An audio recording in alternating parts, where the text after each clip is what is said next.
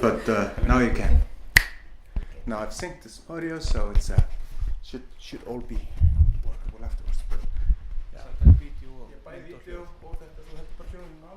okay. So, okay, if you start just by telling me your name, where you come from, and what on earth you're doing in Iceland. So we can start with that. So my name is Jelena Adamlje. I come from Croatia, and I'm here to be part of the Iceland EMIN bus tour. It's a great tour that is going on in Europe in this 2 months period until the end of June. We had this bus in Croatia and the nearest Slovenia, and we have followed that, and we had our program in Croatia. And there will be 120 programs all over Europe in different cities, and Iceland joined it also, this tour, this campaign, that is about raising awareness and influencing politicians on the importance of adequate minimum income scheme. We saw that there have been many common issues that must be addressed in all countries, even in Iceland. Now we listened to your discussion that is going on, and I saw that you have many bureaucratic process in it. People don't access this minimum income as they write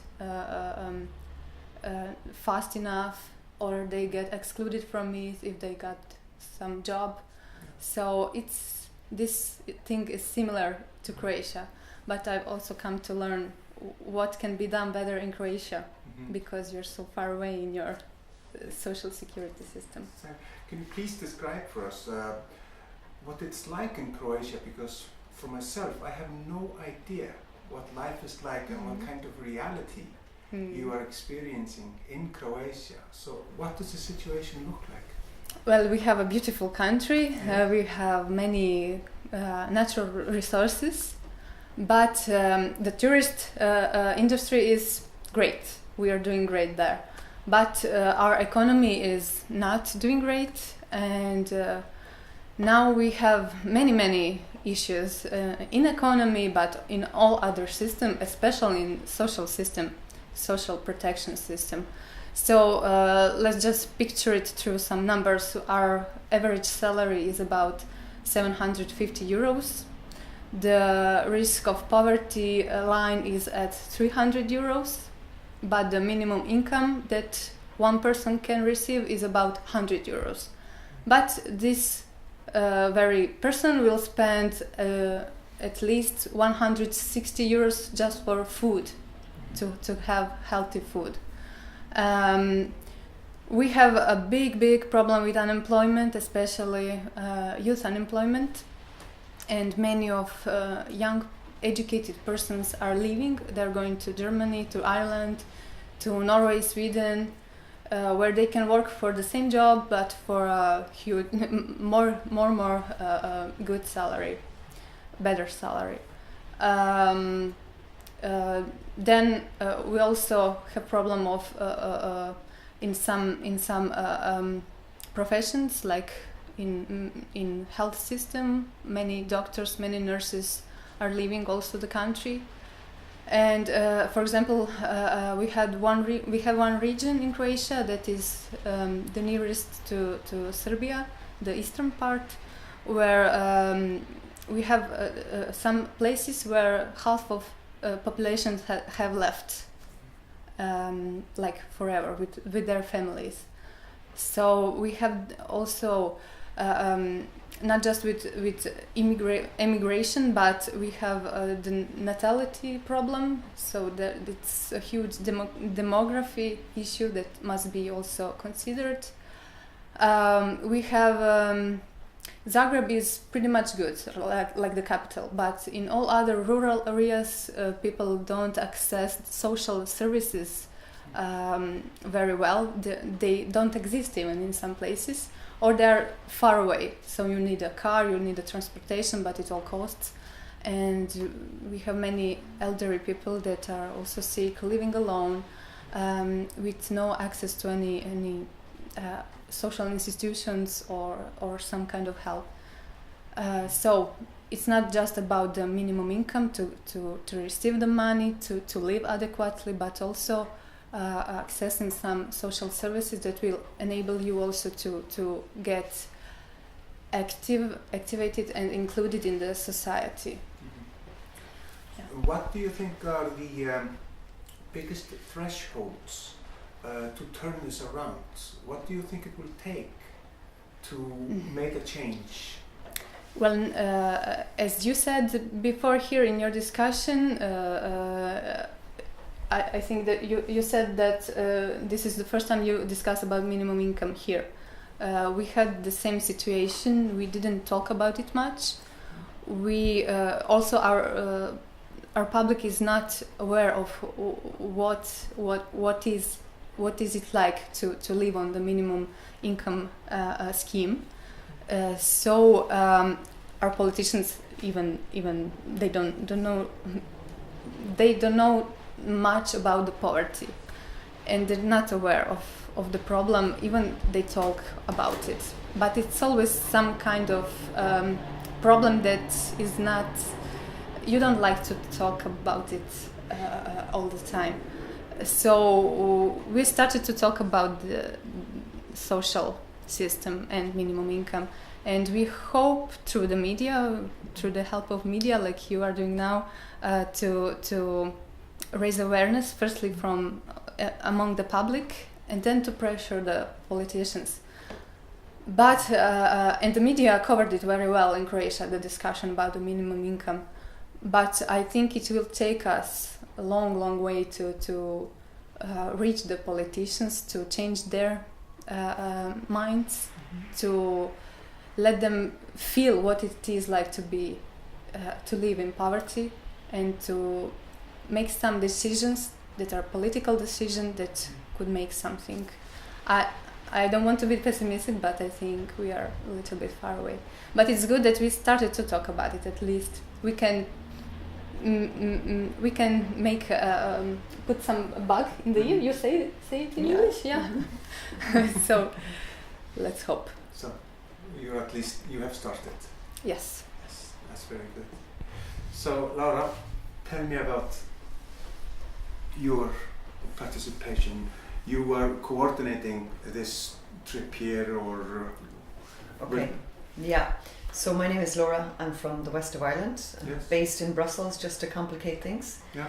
And I've been on the bus now this is my third week, from Slovenia down into Croatia, across into Italy, over into Malta, and now very good to be in Iceland.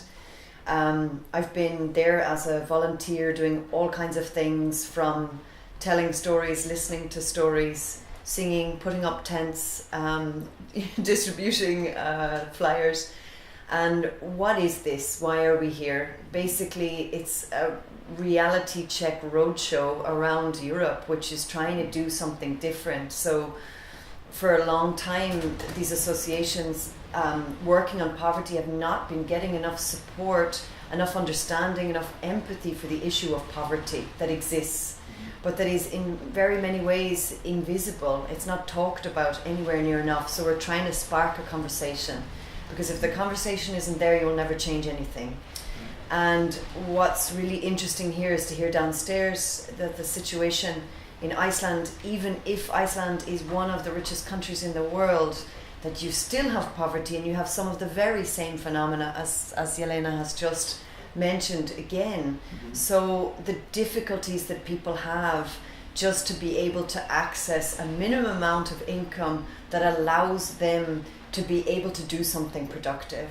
Because the minimum income, there's a lot of myths around it, that maybe it's something that'll cause people to be lazy, to sit at home, but in fact it's the opposite. It's something that gives people choice, that gives them a freedom. If you have a little bit of money, then maybe you don't have to spend all of your time pursuing the next meal or the next night's accommodation. And these are the kind of stories that we've heard all across Europe, that people in many places are quite desperate. And what we feel is that what we need is a return to an idea of solidarity, an idea of trusting people, not thinking that people are there to abuse systems. Most people want to work, they want to belong, they want a sense of dignity. They don't want to waste people's time or people's money. They want to fit in. And that's what these minimum income schemes are about. But they're not enough money. As Jelena has said, 104 euros in Croatia will not get you very far. They're really hard to access, as has been said here. There's all kinds of conditions that mean that it's really hard to get in there. So, for example, as I mentioned downstairs, just being Croatian and being homeless, if you're in a shelter, you can't access the minimum income. So the idea is if you have a roof over your head, you're covered. And that's just doesn't go far enough to recognize people's needs and people's rights. So we're calling for more trust, more understanding, a bit more radical empathy for people's situations.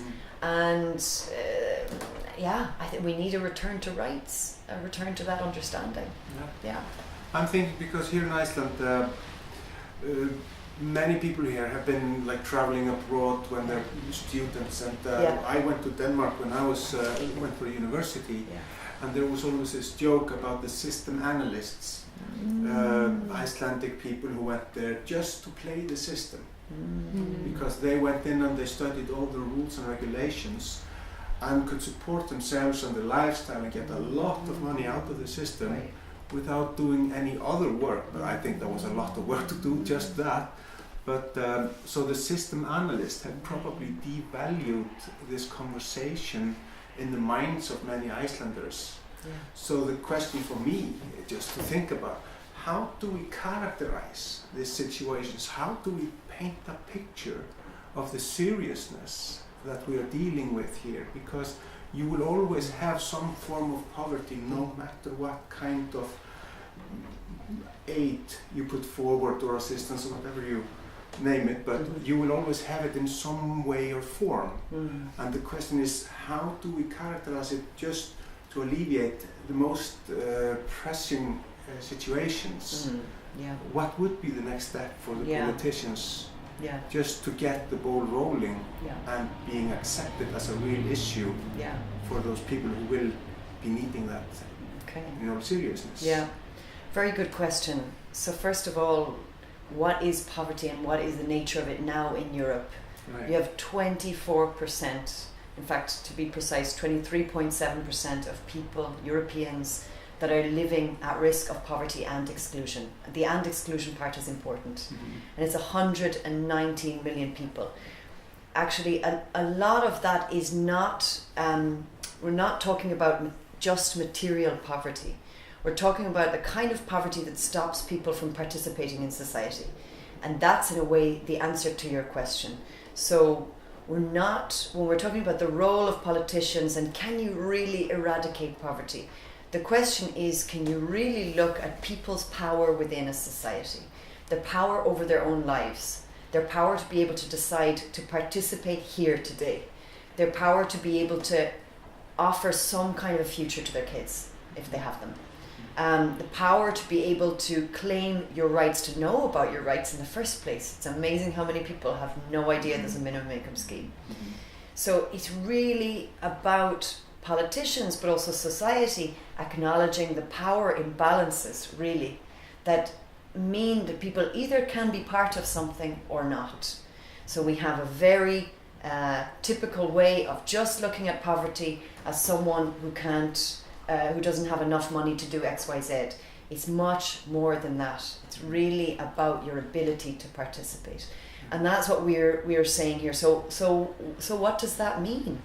Well, it really means not just looking at, so if we were to go beyond the minimum income schemes, because that's the first step, right? The first step is making sure that your most vulnerable people have the right to some kind of income to get them off their feet.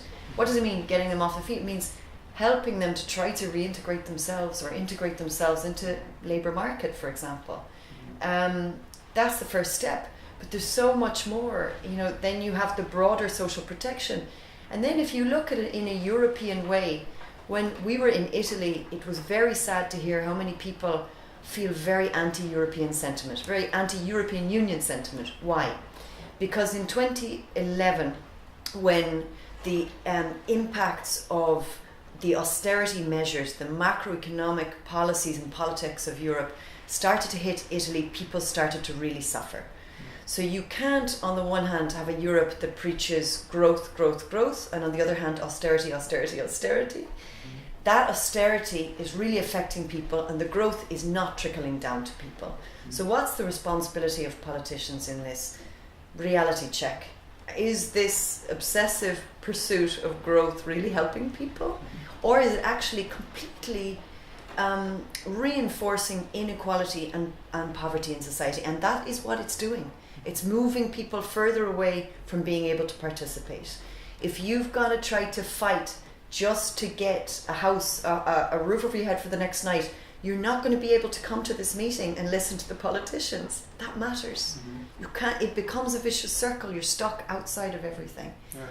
So it's a kind of a long answer, but there's so much more to it than just the minimum income. It's just the minimum start, and then there's so much else in terms of all of the other policies that can make or break people's lives. And right now we're breaking them.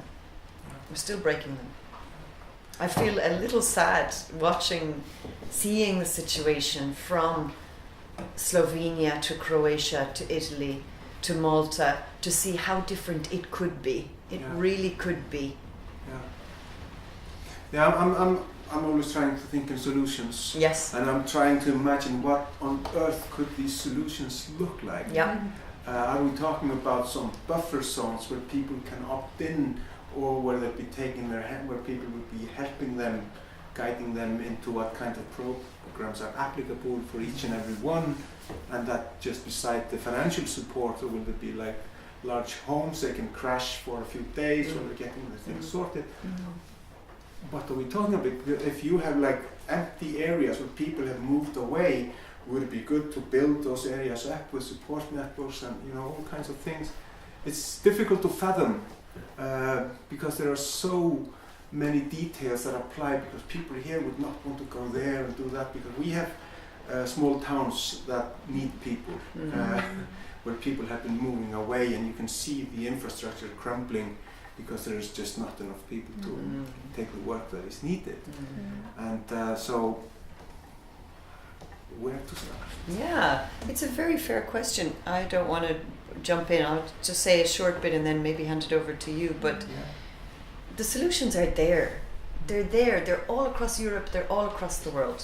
Yeah. And it's really a question of, when it goes back to it, it's really about the values.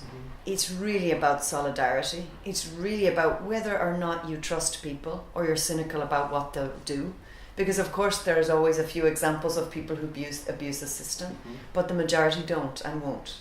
So that, the protection, the subscribing to rights, if you get those values in place, the solutions behind those are already there. And it starts with a minimum income will give people enough of a start, enough of help to help themselves. Once you give them that initial support, you can set off a virtuous circle. Right now, people are still in a vicious circle. So this minimum income is part of the solutions that we're talking about. Of course, it's not the only part of the story. And this whole tour, sits within a much broader context of all of the other policies. But when it comes down to it, are those policies putting people and their voice at the center or not? That's the question. I don't know if you agree. I totally agree, but we had many opportunities in Croatia to change something. We had started with social entrepreneurship programs. We have introduced measures to help young people to get into the labor market. We got many funds, European funds. We had the possibility to bring them in our country, but it stopped somewhere. Also the social entrepreneurship, also these funds weren't were not brought in Croatia, because it stopped on some bureaucratic level in the ministries, and it's obvious that we still don't have any interest to change something politically. And we can do something on our personal level in our jobs. For example, in my organization, we're doing counseling for young people who are leaving school, have problem in school, and we try to help them to and encourage them to stay in school, to keep looking for jobs, to go in the society, to not exclude themselves. And it helps on this very individual level, but on the systematic level, we don't still have some good approach, and we miss the interest of politicians, but also maybe we lack some good experts in our institutions, state institutions, like in ministries. So we need to really also bring some good experts that will analyze all measures that could be introduced. We could analyze the minimum income scheme. We could research it. Why do we have only 12% of people who are in risk of poverty that are getting the minimum income scheme? Where are all others? Why did they not had the right to receive this minimum income? And then we can evaluate it after we introduce some new measures, or we raise it, or something else. But it's still at this moment there's no interest to do that, unfortunately. Yeah. My final question, Mm-hmm. and it is, and we'll just try to keep it short. Sure. But it's actually the question that I didn't ask, but you wanted to answer. Yeah. So if you would please tell me what question that was and how you would like to answer that. What? I You're have no good. idea. What? So I am lost. this is like an open. What you want to ask? So if sorry. there's a pressing issue that you feel is important, but I haven't addressed. You've been pretty You're comprehensive. Yeah. Yeah. So I was just giving you an open space. To do Right. And preferably in Icelandic. Yes. Tack. Oh, fluent. No, last line. The societies that are going to do the best in future are the ones that don't just not leave no one behind. This idea of leave no one behind. The ones that will do well are the ones that put the so-called no ones right at the center, and they build the vision for the society around them. Because if you build a society around indigenous people, around migrants, around disabled people, around single parents, around the aged, around youth, you can be sure that the rest will be carried along with that. We've got it on its head. We're now trying to do a little bit of support for them. It's got to be the other way around. There's a really interesting example of this in Canada. The LEAP Manifesto, that is a group of people that worked with Indigenous Canadians, with trade unions, with anti-poverty organisations to have a vision of the future of Canada that imagines Indigenous people at the centre of power. Imagine transformation. Imagine if we did that across Europe. We looked at our most vulnerable populations and they were in the centre. That will transform things. Then you don't have to really think about the details now.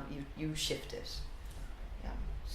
Thank you. Anything you want to add?